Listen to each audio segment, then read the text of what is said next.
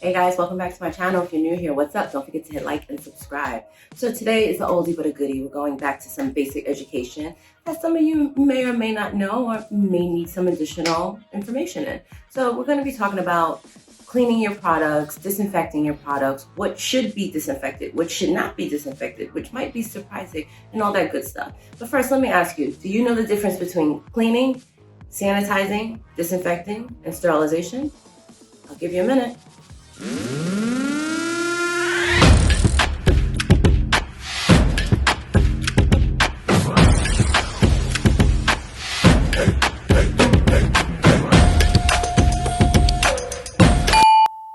Okay, so now that you have some time to think about that, let's just go over some basic definitions. So a lot of times people get these terms thrown around. If you are somebody that's in nail school, you know that they're heavy on this in school.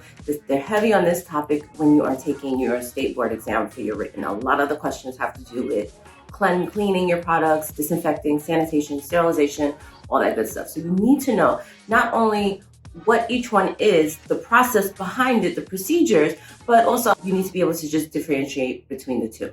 So the first thing we're going to talk about is cleaning. Cleaning is when we're basically removing all visible dirt with soap and water or some type of detergent and water to get rid of many disease-causing germs. So an example of this is when we're just washing our implements with antibacterial soap, our nippers, our pushers, whenever we finish a manicure or pedicure. That's your first step. So that is what basic cleaning is. The second one would be to sanitize. So sanitizing is a chemical process for reducing the number of disease-causing germs on a clean surface to a safe level. So an example of that, we think about our hand sanitizer. So hand sanitizers, they do cleanse, they do get rid of germs. So that would be us sanitizing. Disinfecting, so the big one, disinfecting, is using a chemical process that uses specific products. And when I say specific products, they have to be EPA registered to destroy most, if not all, harmful organisms on non-living surfaces. So an example of this would be me using a little bit of barbicide on my nail table to kind of disinfect the nail table. Me using some barbicide, again, to clean my implements. So now we're taking it up a level, and we're going to talk about EPA in a couple minutes if you're unfamiliar with what that means. Sterilization. So sterilization is going to destroy all germs, anything on it. So the only thing with sterilization, you might, if you've worked or been in a salon or a spa that has an autoclave machine, it's basically going to sterilize your items, your implements or whatever. It's going to take it to extremely high heat to kill all germs. So for us in a nail salon, it's not something that we use commonly. If you're in a spa and they're nice and bougie, and they might have that, our spa in Manhattan did have one, but it's not required usually in most salons to get to that level. That's more hospital grade sterilization. For most nail salons and most nail techs, for us, it's good to just disinfect all of our implements. So when it comes to disinfecting in a nail salon or in a shop, how do we know we are properly disinfecting? So the first step is that your disinfectant has to be an EPA registered disinfectant. So what does EPA stand for? EPA stands for the Environmental Protection Agency. This is the agency that sets the rules, the regulations for a product to say that it's actually disinfectable. It's actually going to do the job. It has certain levels, safe levels. You can Google it and read up more about it, but it has to be an EPA registered disinfectant. Barbicide, Metagard, this is all things that are EPA registered. We know when it says EPA registered, we know that it has certain levels, certain guidelines that it is following. Barbicide is something that you can easily get a hold of. It's affordable, so this is why we always just say barbicide. But in reality, it needs to just be an EPA registered disinfectant. The second thing is that a lot of times, if you ever go to a shop, especially like a hair shop, I'm going to say a braiding shop specifically because I've seen this. You've seen them have their barbicide container, right? And you see they do something with your hair, they put a part in it, and then they just throw it in the barbicide. That is totally wrong. The first step to actually disinfecting is what we just spoke about, cleaning. We have to clean. We have to use antibacterial soap and make sure that we are washing those implements first. It's going to just sabotage the whole entire disinfecting container, whatever you're using to disinfect. So we have to make sure first and foremost that we are cleaning our implements, files, whatever you're trying to disinfect, it needs to be cleaned thoroughly with a nail brush and antibacterial soap and water. So the next thing we want to make sure that we're doing is that we have our mix ratios. So a lot of times you'll notice that barbicide, it comes in a container and it's very dark. Let me show you. For example, we have barbicide. Barbicide comes like this, but barbicide needs to be diluted. That's why it's very important sometimes to know the product that you're using, or to just simply read the label. They put it all right here for you. So you want to dilute your barbicide almost a little bit more than half and half. You don't need a lot of barbicide. So this container, this can last me so long because I'm going to use a lot of water. Your solution should almost be like a light color. And what I usually do is I'll put it in a different container. Oh, I had written on it, but it came off. So I put it in a different container and I'll use this to just spray. And then also I have my actual disinfected container, which brings me to the next subject. You want to make sure that you have a disinfected container that your implements can be completely immersed in. So again, if you ever went to a shop, you saw a barbicide jar, they have a small one and then they have a big one. So if your pusher is sticking up, that means that it's not being disinfected. Unless after the appropriate amount of time, you're gonna come back and turn your implements, flip them upside down. So now what was sticking out can go back in. That's fine, but it's time consuming. So you wanna make sure it's completely immersed. So this is why I do like this disinfected container. I think I have this on my website underneath suggested as well. It's amazing because your implements just lay flat. You put your solution into here, you put this in, and you close it. And I know if I fill this up, everything is going to be completely immersed. I don't like the jars just because you have to make sure you're going to have to get that really, really tall one. It's glass, I'm accident prone. It would be just bad. So I like to use this one just because I know everything's always going to be completely immersed. And again, we want to make sure the next thing is that we are soaking our implements in this disinfection solution for a minimum of 10 minutes. Nothing more, nothing less. When we are done soaking it for 10 minutes, we're going to take it out and then we're going to just rinse them because it does have little debris from the barbicide that will end up sabotaging your implements. So you want to make sure that you are just kind of rinsing that off with some soap and water. We're going to pat it dry and then just leave everything open so you know that it's going to kind of air dry.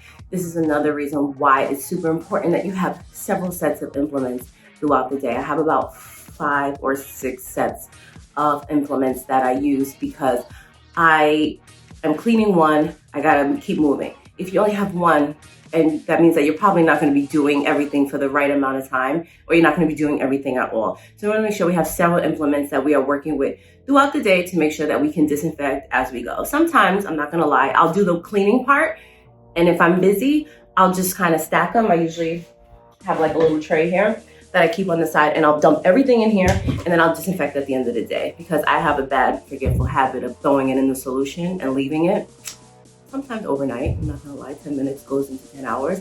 And that's bad because it ends up messing up my implements. It can cause them to rust. So I stopped doing that because I'm very forgetful. But we wanna make sure that we're following this protocol. So now I'm gonna show you the correct way that we would disinfect our implements from start to finish.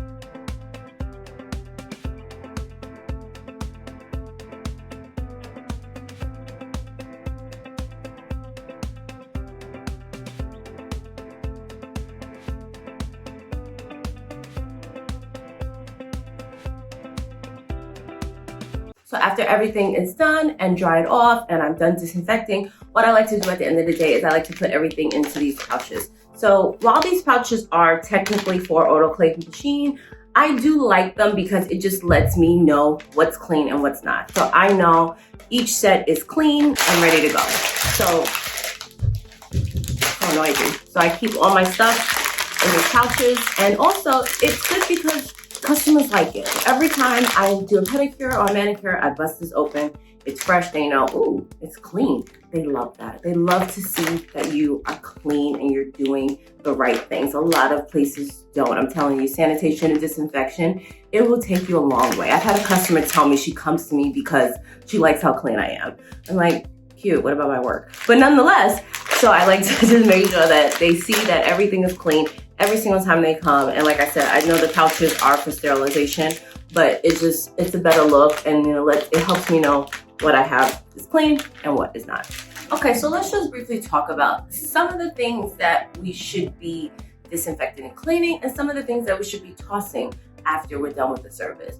So the first thing is reusable or multi-use items. So these are things that can be disinfected more than one time, and you can use it on person after person. So an example of this would be your implements, some nail files, sometimes buffers. I don't really think I've seen many buffers. Some of your bits. Don't forget we disinfect our bits as well. So these are some of the things that we're going to be disinfecting and that can be used again. So again, all my metal instruments, and remember it has to be able to tolerate the barbicide solution. So this is why some things are disinfectable and some things are not, because it might work for you the first time, but then it'll start to deteriorate, rust, whatever the material is. So we want to make sure that we are disinfecting the right thing. So sometimes I can get away with my tweezers, pusher, what is this called? Nail clipper.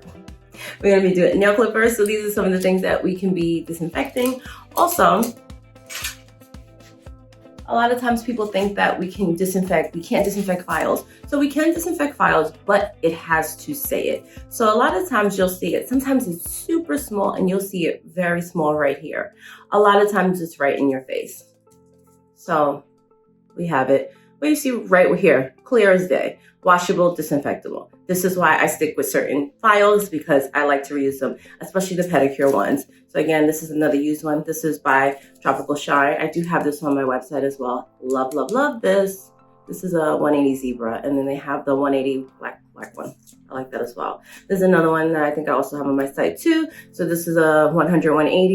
You see right here. Washable, disinfectable. So make sure that it says it before you throw it into your solution. If it does not say it, assume it does not mean it, and you gotta toss it, especially for feet. I know nails with acrylic surfaces, let's just be honest, we don't always disinfect after every single person when we're doing enhancements. But your feet, yes, I have a whole separate batch of pedicure files. Usually when these get a little bit older and they're not as rough, especially because toenails can cut, I'll wash them, disinfect them, and then now they become pedicure files. When they're nice and fresh and sharp, I use them for my enhancements. And then as they get older, I toss them and use them for my pedicures. So we want to make sure that we are disinfecting our files, especially that's something that on toes, we're going underneath the nails on the side, is actually touching skin and natural nails. So you always want to make sure that you're disinfecting that after every single person. Also your buffers. So these buffers, it has no wording on it. These need to be tossed. I mean, usually we use them until they're worn. And again, we use these mainly on enhancements. But if you are using this type of buffer block where you have the orange one or the white one, if it doesn't say it can be washed and disinfected, do not reuse this on people's toes. That is disgusting. So instead, and I have this linked as well, I use these disposable mini buffers. It's one per person, use, toss. So we don't want to be using something that we can't clean, especially for feet and our natural nails. We want to make sure that we can use something, if it can't be disinfected, it can be tossed. So some other items that would be a single use or dispose, again, that buffer that we just spoke about, your orange wood sticks, if you are going underneath the nail, cleaning up, those are one-time use and toss. Let me show you. In case you're unfamiliar, there's a mini one. Orange wood sticks, one use, toss it. We do not recycle these. Sometimes I'll have one for nail art, but I put it in a separate area because I know this is the one that I use for nail art, and still a day or two I'll toss it. I won't toss it between each person because it's not touching any tissue or living skin. It's actually just touching usually glue. I use it for like foil, stuff like that. So I won't toss those, but if it's touching and going underneath the nail, you're cleaning up the nail with your orange twist stick, you want to toss that afterwards. Cotton, your gauze pads, your lint-free wipes, all this stuff we should be tossing. I don't even know, I don't feel like I should be mentioning this, but I will anyway. But we should be tossing all that stuff. We're not reusing cotton balls, we're not reusing lint-free wipes on people. We just don't do that. So some other items that, this is obvious, but again, I'm just going to throw it out there for fun. We have our towels. Towels should be cleaned after every person. We are doing a pedicure. We are not reusing towels. Even if it's, let's say, a towel you're using on the floor and clean feet are touching it, it doesn't matter. We use a new towel per person. If you are using a towel as your armrest, I see a lot of people do that. They don't have an armrest or they want to make it more comfortable. That towel is touching skin. It should be changed after every person. So if you don't want extra stuff in your laundry, invest in something decent that we can use as an armrest. And again, an armrest is something that we should be wiping down with an EPA registered disinfectant. Just sign up for that. Lysol wipes also work for your nail table and your armrest, where your pedicure chair is, anything that's they're gonna touch skin. In the summertime, they come with short shorts and a skirt. We want to be able to wipe down that chair as well. We always want to make sure anything that skin is touching, we're wiping down. If it can be, if it can't, we are tossing it. Anything else? Oh, speaking of pedicures, and I forgot to mention this, if you're using something like this for your pedicure, this is something that we can clean, but we can't necessarily disinfect. For me anyway, I can't disinfect it. I don't know if it's disinfectable. I think it is. I think it can tolerate it to a certain point and then it'll start to get ugly. But it won't fit in that disinfectant container I have. So I don't really use this on people. It can be washed. It'll still keep its grip. But when you are doing pedicures, you want to make sure we're using stuff again that can be disinfected. If it cannot, then it should be tossed. I don't really use this on anybody. It comes with the callus remover that I use. Honestly, I think I use this on myself. That's why I keep it there. But this is why I love this. This is amazing. It's awesome. It's disinfectable. So this is the Pedicure Tool. I have this linked on my website, a different brand, but same thing. Stainless steel, can be disinfected, can be cleaned. And then you have your abrasive pads. So we stick it right on. We do our pedicure. When I'm done, toss, clean. I don't have to reinvest in anything. These are very affordable. Again, I have both of these linked on my website. They're amazing for pedicures, not just because I can clean and disinfect, but because these actually come in several different grids. You can get 80, 100, 180. It really, really cleans the heel and smooths everything out when you are doing a pedicure. So I just wanted to mention that to you really quickly before I go. So that is all for this week for sanitation and disinfection. If you guys have any questions, please leave me a comment below. Some of you do leave me comments. Don't feel shy or anything. I always try to get back to you as soon as I can. Whenever I notice something or get a notification. So please leave me a comment below if you have any other questions about sanitation or disinfection. We are not going to have a new video next week. I am taking a week off from work, from everything, social media, all that. So I'm not going to have a new video next week. There will be a video the week after that, which I'm going to be talking about something very interesting, a very common question a lot of you have. That video is going to be a little sneak peek. How much do nail techs make? We shall see. Don't forget to check out the link in the description box below if you're interested in any other items that I was talking about. I have everything linked on my website. Thank you so much for watching. Don't forget to like and subscribe. I will see you in a couple weeks.